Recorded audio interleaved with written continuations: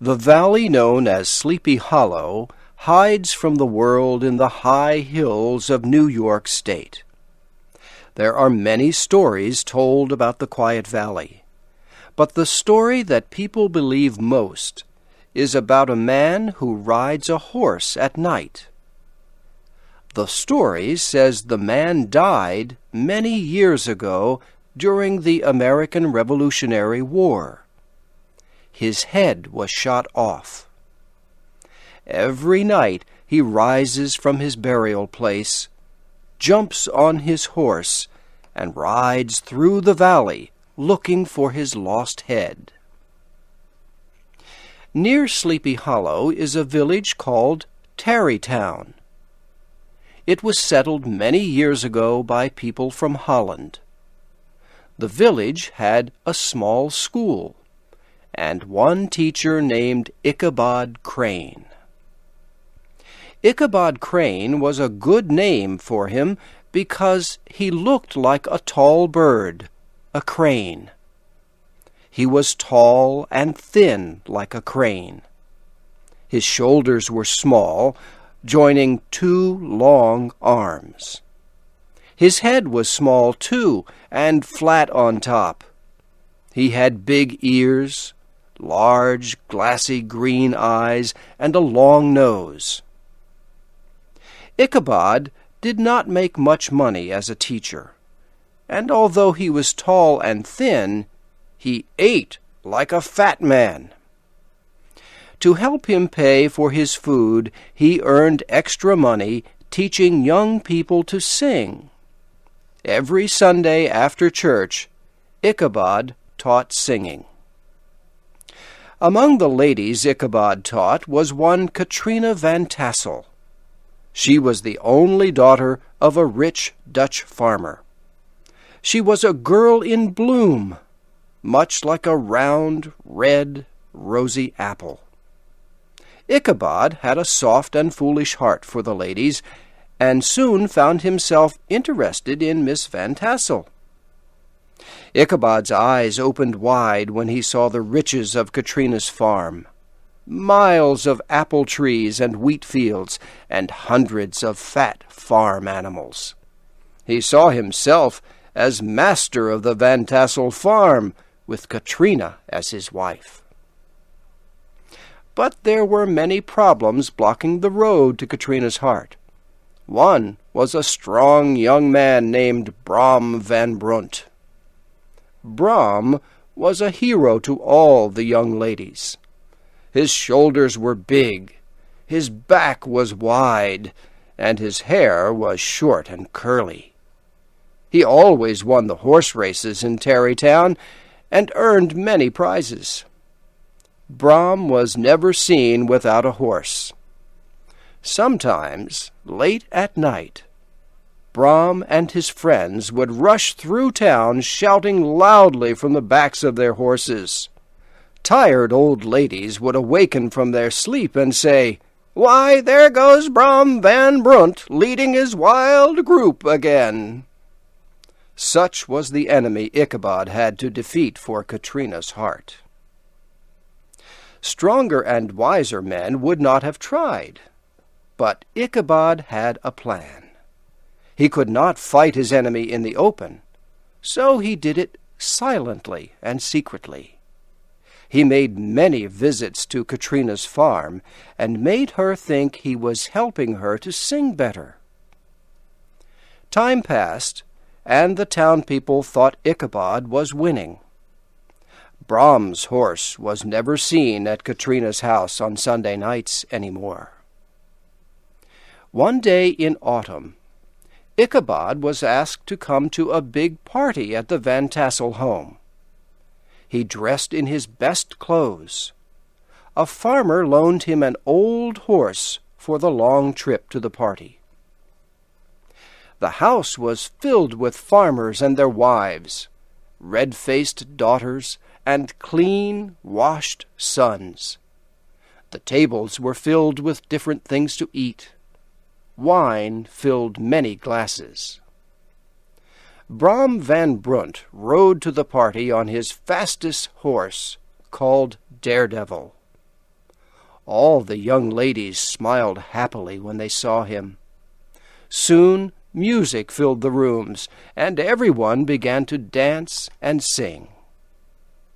Ichabod was happy dancing with Katrina as Brom looked at them with a jealous heart. The night passed. The music stopped, and the young people sat together to tell stories about the Revolutionary War.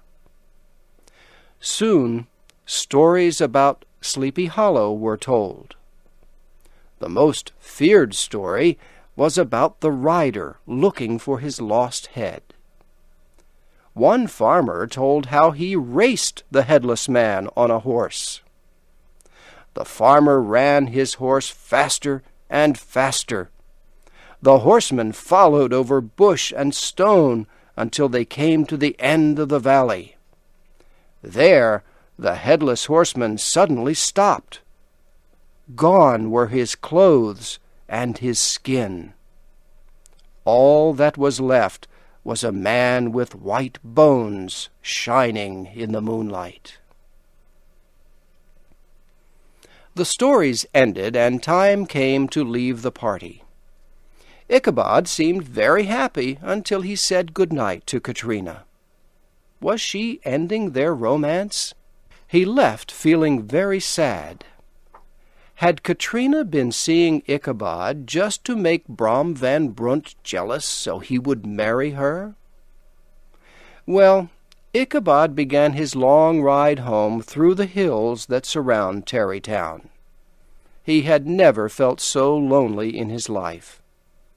He began to whistle as he came close to the tree where a man had been killed years ago by rebels. He thought he saw something white move in the tree. But no, it was only the moonlight shining and moving on the tree. Then he heard a noise. His body shook. He kicked his horse faster. The old horse tried to run, but almost fell in the river instead.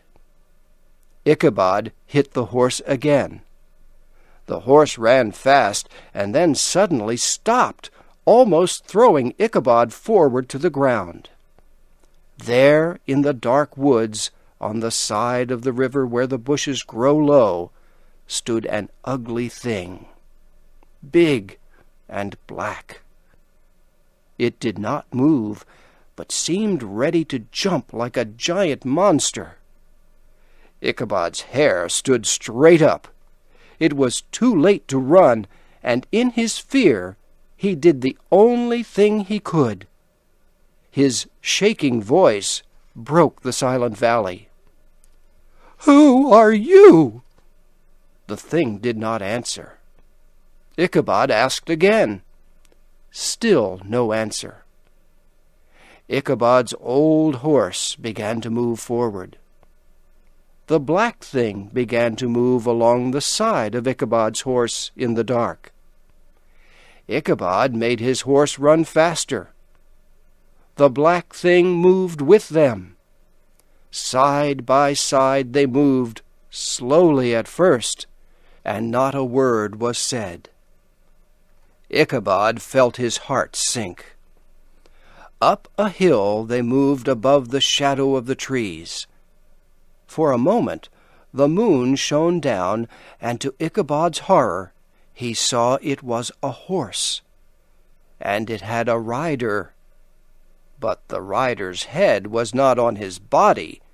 It was in front of the rider, resting on the horse. Ichabod kicked and hit his old horse with all his power. Away they rushed through bushes and trees across the valley of Sleepy Hollow. Up ahead was the old church bridge where the headless horseman stops and returns to his burial place. "If only I can get there first, I am safe," thought Ichabod. He kicked his horse again. The horse jumped onto the bridge and raced over it like the sound of thunder. Ichabod looked back to see if the headless man had stopped. He saw the man pick up his head and throw it with a powerful force. The head hit Ichabod in the face and knocked him off his horse to the dirt below. They found Ichabod's horse the next day peacefully eating grass. They could not find Ichabod. They walked all across the valley. They saw the footmarks of Ichabod's horse as it had raced through the valley. They even found Ichabod's old hat in the dust near the bridge. But they did not find Ichabod. The only other thing they found was lying near Ichabod's hat. It was the broken pieces of a round orange pumpkin. The town people talked about Ichabod for many weeks. They remembered the frightening stories of the valley, and finally they came to believe that the headless horseman had carried Ichabod away. Much later, an old farmer returned from a visit to New York City. He said he was sure he saw Ichabod there. He thought Ichabod silently left Sleepy Hollow because he had lost Katrina. As for Katrina, her mother and father gave her a big wedding when she married Brom Van Brunt. Many people who went to the wedding saw that Brom smiled whenever Ichabod's name was spoken, and they wondered why he laughed out loud when anyone talked about the broken orange pumpkin found lying near Ichabod's old dusty hat.